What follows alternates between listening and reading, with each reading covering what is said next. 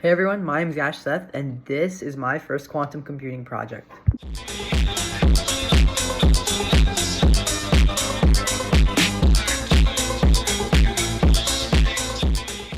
In a few sentences, pretty much what my build will do is put a qubit into superposition using Qiskit, running that simulation on air, sending it over to my Arduino using this USB, and then visualizing that as a color on this RGB. First, to understand what makes this project interesting, we first need to talk about randomness. Take a coin, for example. When you flip it, you either get heads or you get tails. Now, this is actual randomness because you can't predict the outcome. Computers, on the other hand, like the one you're probably watching this video on, are not truly random. They use algorithms to generate random numbers, which we call pseudo-random, because these algorithms are predictable.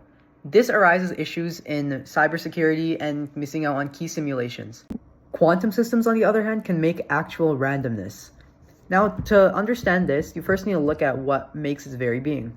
Now, normal computers use bits, which we know can either be 0 or 1. Quantum computers use qubits, which can be 0 or 1 or both at the same time. This same state thing is called superposition. Now, the state that superposition isn't 0 or 1, it's a probability mix of the both. Take the spinning coin, for example. When it's spinning, you can't really tell if it's heads or tails. It's sort of a mix of the both. Only when it collapses can you measure the result. This is similar to a qubit in superposition, as when you measure it, it either collapses into 0 or 1, as it is a probability mix of the both. This randomness comes from the physics itself, not an algorithm. So now let's move on to the build which actually represents these concepts. This is the hardware aspect of my build. Over here is the Arduino Uno. This acts as a physical interface. It receives a single character, 0 or 1, from the computer over this USB. That output is visualized through this RGB, red for a qubit measuring as 0, and blue for a qubit measuring as 1. This 220 ohm resistor connects to the common cathode of this RGB to prevent it from burning out. That common cathode is connected from this wire to the ground pin of my Arduino. Now let's move on to the software aspect of my build.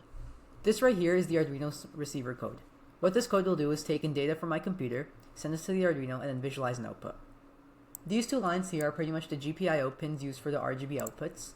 Moving on to the setup, this line here sets up a serial connection between my computer and the Arduino. It's important that this speed matches exactly what will be shown later. This initializes the pins that will be used to let the Arduino know that we will be using them. This is a loop that will be constantly running. This loop will constantly check if any data has been sent over the serial connection. If it has, this line will run. And while that line is running, it'll check if the data it receives is a 0. If it is a 0, then you can see here that the red pin will turn on, meaning a red color will show. And if it's a 1, then that means the blue color will show on. Let's move on to the second software aspect of my build. As you can see here, a Python program is displayed on the screen. These 4 lines of code import necessary libraries that I'll be using. This imports the necessary syntax such as the gates and set, etc. This imports the simulator, which is what I'll be using to actually run the program. This imports serial, which will allow me to connect to the Arduino. And this imports time, which will allow me to add delays. What this line of code does is sets up a connection between the Arduino. As you can see, it connects to COM3, which is the port I'll be using, and the baud rate, which is this number right here. And as you can see here, it is the same exact number used in the Arduino receiver code. What this part does is it pretty much adds a 2-second delay, which allows the Arduino to reset, so it can be ready to receive the code. Now on to actually setting up the quantum circuit. What this line does is create a circuit that establishes 1 qubit right here and 1 classical bit right here, which will actually be storing the information. They're both indexed at 0, which aligns with Python's syntax. Now this puts qubit 0, which is this one, into superposition using a Hadamard gate. Pretty much what a Hadamard gate does is puts it into superposition, and what the superposition does makes it so that it's a 50% chance for it to collapse into a 0 bit state, or 50% chance for it to collapse into a 1 bit state. So as I said earlier, it's only when you measure it that you could actually get the result. So when you measure it, this is pretty much measures qubit 0, which is this one, and this stores it in the classical bit 0, which is this one. So this will only be visualized on the Arduino, but also will be visualized in the terminal.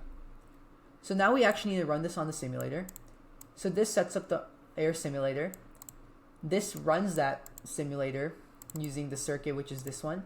Shots means it only runs one time, and memory means it'll actually save it. The result will carry either the 0 or the 1 that was run from the quantum circuit. So this is what the measurement will be. The bit will get the memory and it'll save it as either 0 or 1, and it'll print to the terminal qubit measurement and the result. Now this is just for the terminal in here, but we actually want to send it to the Arduino to visualize it on an RGB. So this encodes it in a language that the Arduino can read. Then this closes it to free up the port, as only the port can only be used by one program at a time. Now onto the fun part, actually running the build.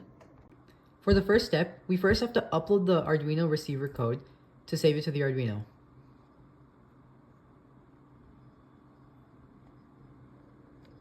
Now all that's left is to close the Arduino IDE to free up the port, open up the Python program, and then run it. As you can see here, I'm running the Python program. If you look in the terminal, you can see that the qubit measured 0 and the LED and the RGB turned on red. Now you can see that it turned on blue, and in the terminal it says the qubit measurement is 1. 1 again. This is pretty much a result of the Hadamard gate you can see near the top. This puts it into superposition, which makes it a 50% chance for either measuring 1, which would be blue, or 0, which would be red. As you can see here, I'm running it a couple times, and you can see that the randomness is not a result of any predetermined algorithm and is unpredictable. As simple as a build it is, I did have a lot of difficulties trying to make it work. I think one of the main difficulties I had was the versioning issue. On multiple occasions, I downloaded the wrong version of Qiskit, so that caused lots of syntax issues. Also, I forgot to encode the data a lot, because my code wouldn't save, so I also had to add that each time until I actually found the way to save it. And I also forgot to set the baud rate to the same exact one as the Arduino, so that caused a bunch of nonsense characters.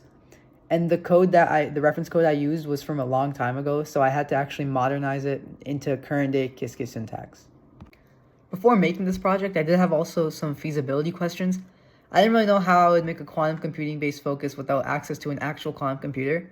That was until I found Qiskit. Qiskit is a Python-based SDK that allows me to communicate with actual quantum computers and program with them. Now, I got inspiration from this project off of Norbert Zer's video on connecting an Arduino to a quantum computer. Now, his version of the code was a little outdated, so I did have to modernize it. But that also led me to learn a lot of new lessons, such as programming with Qiskit, its syntax, logic, and more.